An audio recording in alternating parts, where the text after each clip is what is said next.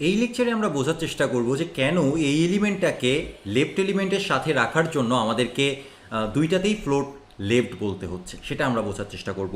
তো সেটা বোঝার জন্য আমরা একটু কোডে চলে যাই। কোডে যাওয়ার পরে আমরা প্রথম এলিমেন্টটা অর্থাৎ লেফট এলিমেন্টে বলি ফ্লোট লেফট।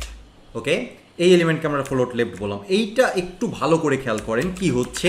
ফ্লোট লেফট বলার সাথে সাথে আমার পরবর্তী এলিমেন্ট রাইটে পুশ করছে, অর্থাৎ এই লেফট এলিমেন্টের রাইটে চলে যাচ্ছে। কিভাবে যাচ্ছে? আচ্ছা, যদি কি হতো যদি আমার এই রাইট এলিমেন্টেও কোনো ফ্লোট না থাকতো, তাহলে এই ফ্লোট এলিমেন্টটা বা রাইট এলিমেন্টটা লেফটের নিচে চলে যেত। কেন নিচে চলে যাচ্ছে? তার কারণ হচ্ছে আমার এই যে লেফট এলিমেন্ট, যখনই আমি এইখানে ফ্লোট অ্যাপ্লাই করছি তখন এটা একটা ট্রান্সপারেন্ট লেয়ার ক্রিয়েট করছে। এ তখন আর এর প্যারেন্ট এলিমেন্টের আন্ডারে ওই নির্দিষ্ট উইডথ হাইটের মধ্যে থাকছে না। এ কী করছে? এ একটা ট্রান্সপারেন্ট লেয়ার ক্রিয়েট করছে। ফটোশপে আমরা অনেক ট্রান্সপারেন্ট লেয়ার ক্রিয়েট করতে পারি না? একটা লেয়ারে এক ধরনের কাজ করছি, দ্বিতীয় লেয়ারে আরেক ধরনের ইমেজ স্টাইল করছি, হোয়াট এভার, বিভিন্ন ফেলছি, বিভিন্ন ফিল্টার ফেলছি, তাই না?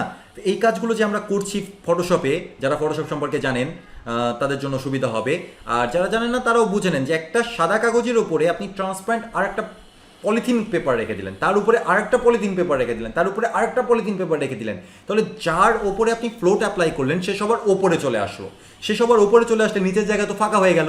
আর নিচের জায়গা যদি ফাঁকা হয়ে যায় তাহলে কি করবে? এই রাইট এলিমেন্ট তখন পুশ করবে ওই জায়গাটাতে। এখন এই এলিমেন্টের স্টার্টিং পয়েন্ট, রাইট এলিমেন্টের স্টার্টিং পয়েন্ট আর লেফট এলিমেন্টের starting point same. What we can do, আমরা এই ফ্লোট এলিমেন্টটাকেও রাইট এলিমেন্টটাকেও এক লেভেল আপে দিয়ে দিতে পারি। কিভাবে আপে দিয়ে দিতে পারি? ফ্লোট ব্যবহার করে।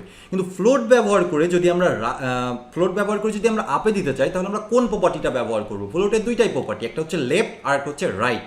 তো আমরা এই জায়গাটাতে দ্বিতীয় প্রপার্টির ক্ষেত্রে অর্থাৎ রাইটের ক্ষেত্রে যদি এখন বলি যে ফ্লোট রাইট, তাই সে সরাসরি, যেহেতু পুরো জায়গাটা এখন তার, ওকে, এখন পুরো জায়গাটা কিন্তু লেফটের না, লেফট তো ওপরে শূন্যে ভাসছে, এখন পুরো জায়গাটা হচ্ছে এই রাইটের, গ্রিন যেই বক্সটা আছে তার।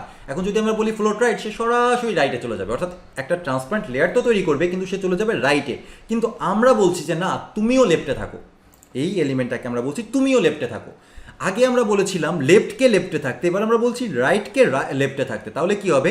রাইট চিন্তা করবে আচ্ছা আমিও লেফটে চলে যাই, তাহলে এর লেফটে যখন সে থাকতে আসবে উপরে একটা ট্রান্সপারেন্ট লেয়ার অলরেডি আছে। প্রথমে লেফট ফ্লোট লেফট করার কারণে, লেফটের উপরে ফ্লোট লেফট করার কারণে এই ট্রান্সপারেন্ট লেয়ার আছে। এখন রাইট কি বলছে? যে আমি উপরে আসবো। সে দেখলো যে না, উপরে তো আসতে দিচ্ছে না, উপরে তো একটা বাধা ক্রিয়েট হয়ে আছে। তাহলে কি করব? আমি এর পাশে যেয়ে বসে যাই। এখন এই পুরো জায়গাটা রাইট চিন্তা করলো যে যখন আমি বললাম ফ্লোট লেফট, তখন সে লেফটে উঠতে গেল, যে দেখলো যে অলরেডি একটা ট্রান্সপারেন্ট লেয়ার এখানে বসে আছে। তো আমি তো তাকে বাদ দিয়ে বসতে পারছি না, তাকে সরাইতে পারছি না, তাহলে আমি সরে গিয়ে তার পাশে বসি।